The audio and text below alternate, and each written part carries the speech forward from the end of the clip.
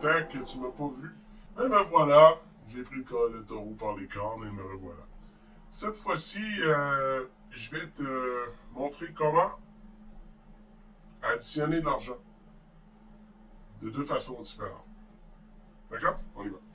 Donc, je vais prendre un montant d'argent comme par exemple 549 $ et 78 sous. OK? Mon signe à la fin. Puis je vais additionner ça à 869 et 74 sous. OK? La première méthode que je vais te montrer, c'est la méthode de retenue. La méthode de retenue peut s'appliquer à la monnaie, à des calculs d'addition d'argent, comme à des nombres standards. La seule différence, c'est que tu dois toujours te rappeler qu'il y a une virgule qui va à gauche des deux derniers chiffres. Parce que cette partie-là ici représente la monnaie, c'est-à-dire les sous, comme on dit aussi au Québec, les cents. Alors que cette partie-là représente les dollars. Mais on y va avec retenue. Si tu sais bien comment additionner avec retenue, on commence toujours par la colonne de droite. On va faire 8 plus 4, ça fait 12. Donc on met le 2 ici en dessous de la bonne colonne. On met ma retenue, le 1 du 12 qui va au haut de la colonne de gauche et on continue. 7 plus 7, ça fait 14, plus 1, ça fait 15, n'est-ce pas? Alors je me mets en virgule, puis j'oublie pas mon 1 de mon 15 qui est en retenue ici, là, au niveau de mes unités, de mes dollars, des unités de mes dollars. Et je continue. 9 plus 9, ça fait 18, plus 1, ça fait 19. Je retiens 1. 6 plus 4, ça fait 10, plus 1, ça fait 11. Je retiens 1 encore une fois. Voici mon 11 ici. 8 plus 5, ça fait 13. Plus 1, ça fait 14. Alors la réponse, 1419 et 52. Ça, c'est la façon de le faire avec la méthode. On va l'appeler traditionnelle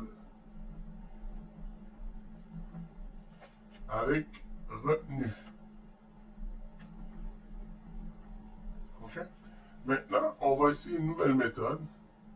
Ça va être les mêmes montants d'argent. 549 et 78 plus 869 et 74.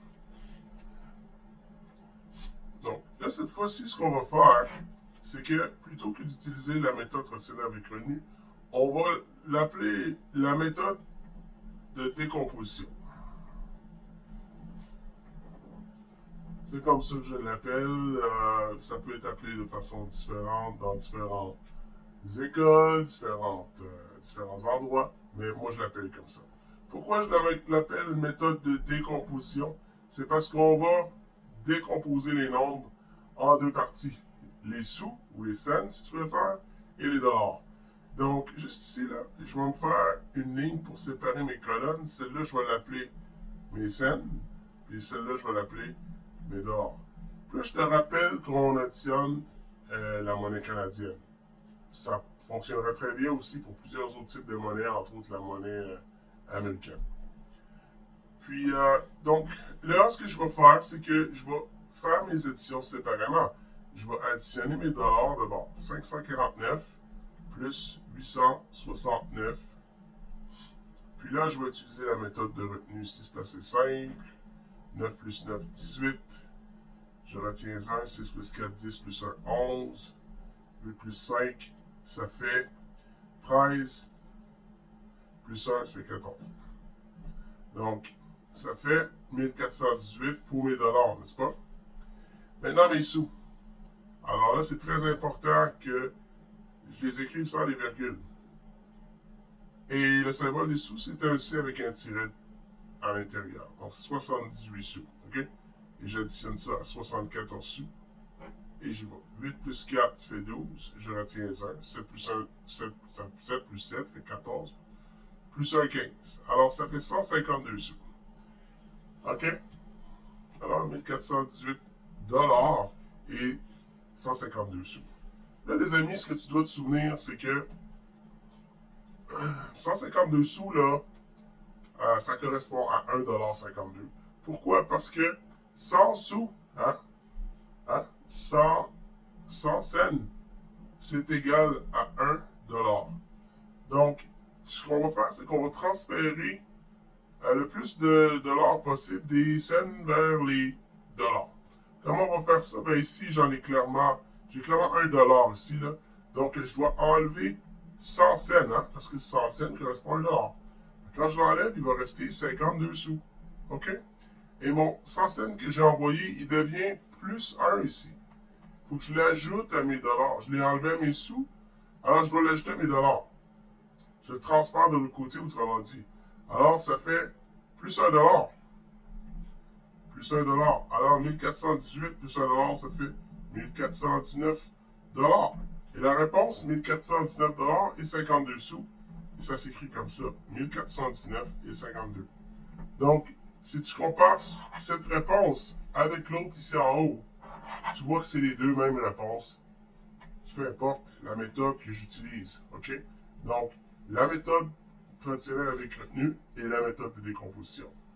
Et n'oublie pas que 100 cents, ça vaut 1 $. D'accord? Alors voilà. Alors, c'est les deux méthodes en fait, c'est pas les deux méthodes, mais c'est deux méthodes d'addition des montants d'argent, d'addition d'argent, fais ça comme tu veux. OK? Alors là-dessus, je te souhaite une bonne journée, j'imagine, ou une bonne soirée, dépendamment de quand tu m'écoutes, puis je te dis à la prochaine. Bye!